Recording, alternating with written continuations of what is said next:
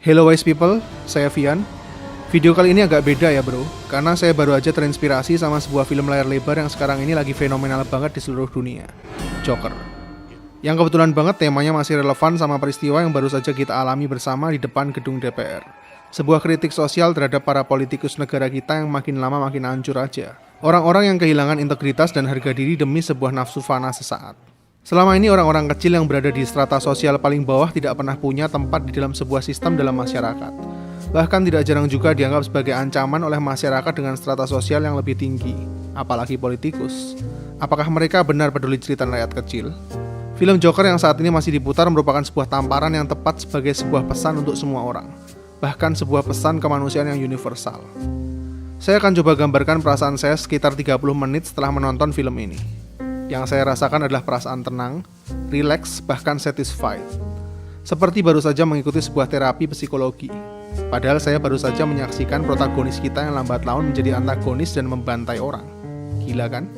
Seakan-akan membunuh adalah hal yang paling masuk akal ketika yang namanya sebuah harapan itu sudah tidak lagi dianggap ada.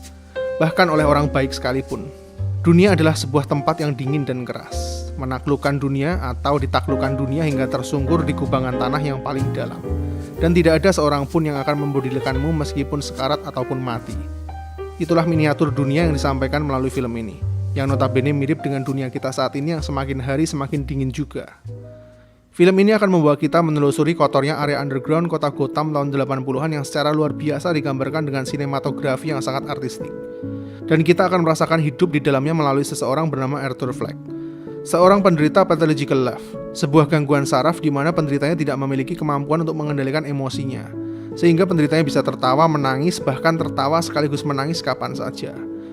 Kondisi mental Arthur semakin memburuk karena ternyata dia juga mengidap skizofrenia, di mana dia sering mengalami halusinasi akut. Sedangkan di lubuk hati terdalamnya, dia hanyalah seorang bocah kecil lugu yang sangat naif dan penuh harapan indah dalam memandang kehidupan ini. Sama seperti seorang anak berumur 9 tahun yang masih mendambakan kasih sayang.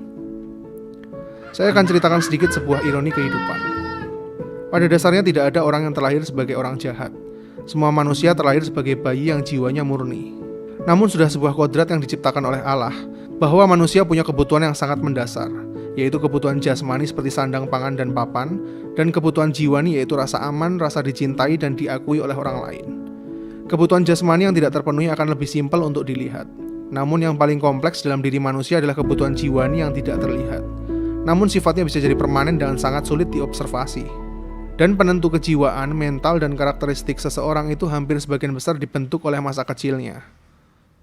Meskipun tampaknya seorang Arthur Fleck terlihat normal appearance-nya, tapi tidak pernah ada yang bisa melihat betapa rusaknya kondisi dunia di dalam alam bawah sadarnya. Penolakan dari orang tua sejak lahir, kekerasan dari orang tua secara intens, dan tidak ditanamkannya sebuah konsep mengenai arti dan tujuan hidup. Lubang-lubang kehidupan yang tidak pernah kita dapatkan pada masa kecil jelas akan membentuk diri seseorang pada saat dewasa. Dan begitulah terlahirnya karakter Arthur Fleck ini. Itulah ketidakwarasan pertama yang dimulai dari lingkungan terkecil seseorang, yaitu keluarga. Selanjutnya film ini akan membawa kita ke tahapan selanjutnya. Jiwa rapuh Arthur Fleck dibawa ke lingkungan sosial yang lebih luas lagi, yaitu masyarakat. Ironisnya ternyata kondisi masyarakat jauh lebih kejam dibandingkan kehidupan masa kecilnya. Kerasnya kehidupan membuat hati setiap orang menjadi dingin. Karena bagaimana mungkin seseorang bisa membantu orang lain jika dirinya sendiri masih membutuhkan bantuan. Dan setiap orang hanya memikirkan nafsunya masing-masing. Pengkhianatan dari seorang teman yang ternyata hanya memakai topeng malaikat selama ini. Pekerja sosial yang seharusnya memberikan pertolongan ternyata hanya berperan dalam sandiwara di dunianya sendiri.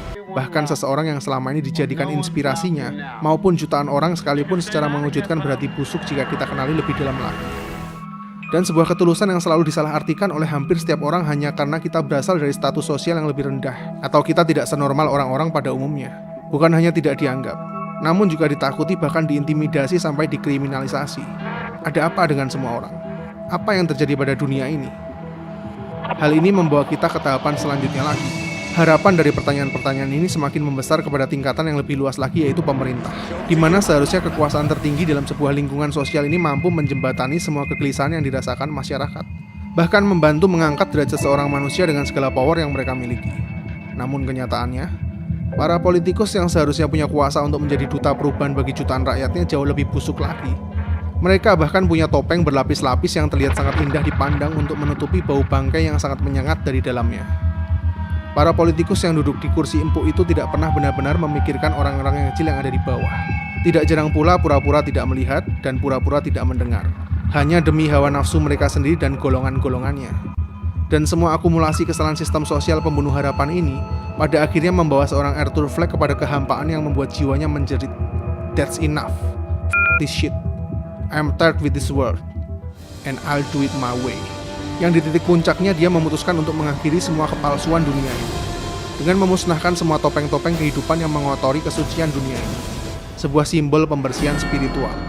Dan itulah yang akan dirasakan penonton, yang membuat saya bertanya-tanya dalam hati, hey, dia membunuh seseorang, kenapa hal ini terasa benar? Perasaan itu timbul bukan karena saya menjadi jahat, dan bukan karena membuat kita jadi agent of chaos yang anarkis.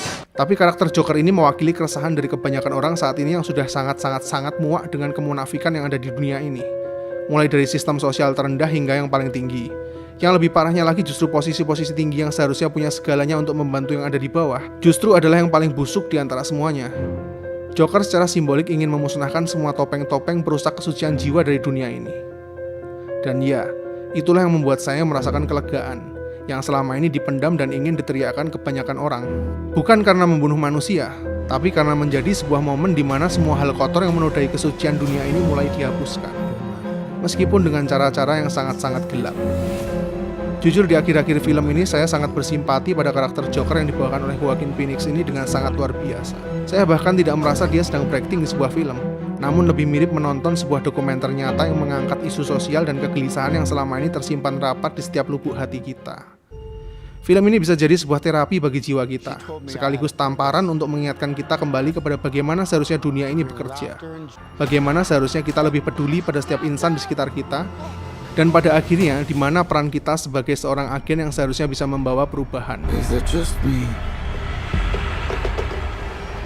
Or is it getting crazier out there? Namun sebagai disclaimer, saya katakan bahwa saya tidak mendukung apa yang dilakukan oleh Joker di film ini, sama sekali. Karena semua pelanggaran hukum apapun alasannya adalah salah. Namun hal ini sangat pantas dijadikan introspeksi kita bersama. Bahwa orang-orang seperti Arthur Fleck yang menjadi Joker ini sebenarnya hanyalah korban dari sebuah sistem sosial yang salah dalam menempatkan dan memperlakukan seorang insan. Orang sakit seharusnya diobati, bukan dibiarkan membusuk bersama kumpulannya. Orang yang kehilangan arah seharusnya dirangkul dan dibantu menuju ke arah yang benar, bukan dibuang bersama sampah lainnya. Terkadang yang mereka butuhkan hanyalah sebuah pelukan yang tulus. Dan ya, hanya itu saja. Karena sudah kodrat bahwa yang lebih kuat seharusnya membantu yang lebih lemah, dan yang berlebih membantu yang berkekurangan. Namun saya tidak pernah mendukung orang malas, karena seorang pemalas sebaiknya nggak usah makan. Tidak ada istilah orang bodoh, yang ada hanyalah orang yang malas belajar. Tidak ada istilah nasib buruk, karena yang menentukan nasib adalah tindakan kita sendiri. Saya berharap kita semua dimampukan oleh Allah menjadi orang-orang yang kuat, dan dilayakkan menjadi duta-dutanya Allah, yang berjalan bersama kebenarannya. Dan tidak akan pernah menjadi korban dari ketidaksempurnaan dunia ini, namun menjadi terang bagi dunia yang semakin gelap dan dingin ini. Karena sebuah kebaikan itu mutlak dan tanpa syarat. Tetaplah jadi orang-orang yang baik sampai mati meskipun dunia ini nanti menjadi semakin jahat, my bro. Saya Fian, see you in the next videos. And as we go, let's get close, don't fool me. You're